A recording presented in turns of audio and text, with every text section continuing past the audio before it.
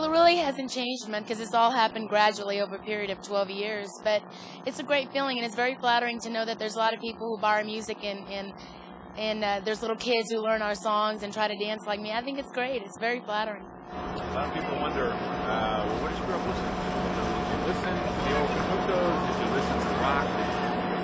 Actually, I started singing country music, and my dad got us into Tex-Mex music. He used to have a band called Los Dinos, and we got into it. We started playing at a restaurant that my dad owned, and eventually we started playing for, weddings and family affairs that my dad kind of forced us on them. And it all happened from then. We went through hard times, and we had to turn to music as a means of putting food on the table, and we've been doing it ever since.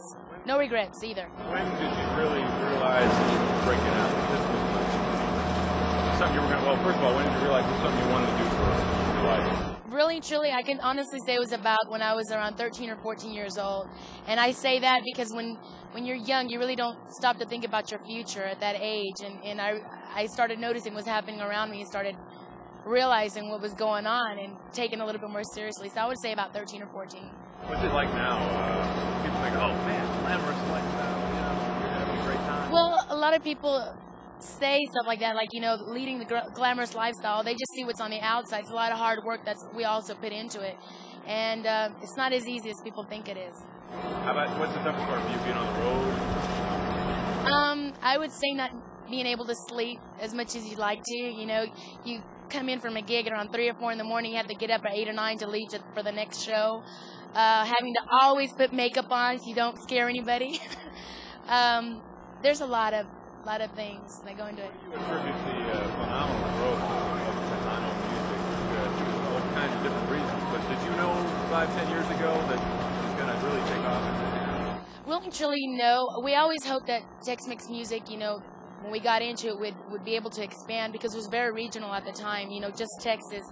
And now, with all these companies coming in, sponsors like our sponsor, Coca-Cola, and of course, Capitol Records, with the distribution worldwide, it's taken it to other limits. It's crossing, into other countries, and people are accepting it now. And what are some of the crowds that you play to? You play to huge crowds. We play to a lot of people.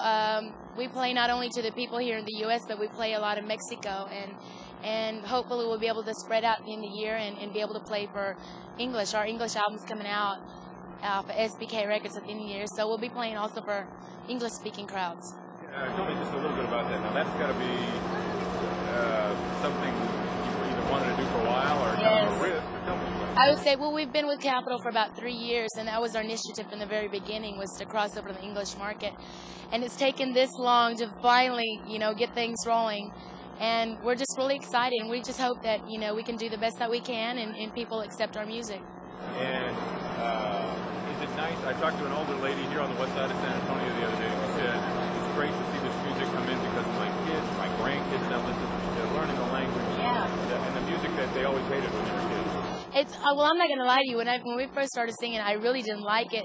But it's the type of music you have to listen to it in order for it to grow on you.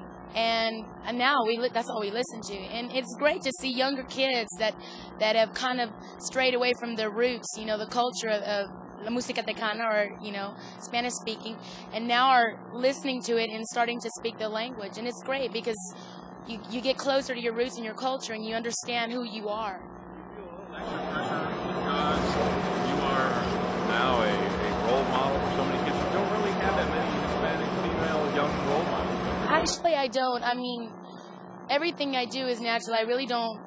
I mean, I was raised, stay away from drugs, don't do alcohol. So it's really natural to me, and I think every parent should teach their children in the household to start at at a young age to stay away from things like that. And I mean, anybody can be a role model. Anybody can. And what's it like being on stage out here when you get all these people just screaming at you? It's great. It's a good feeling. I think any artist could tell you, yeah, it's a great feeling, but it's kind of like unexplainable. It's something you can really explain in details or with words. It's just a feeling that you feel inside, and it's kind of like an addiction, a natural high. People ask you about your latest hit that's out right now. What are you telling them about your song? The latest hit? Yeah. Or, I'm sorry. Well, what's your favorite song to sing on stage right now? My favorite song? Well, I have so many. Let me see. I would say Como la flor en la carcacha.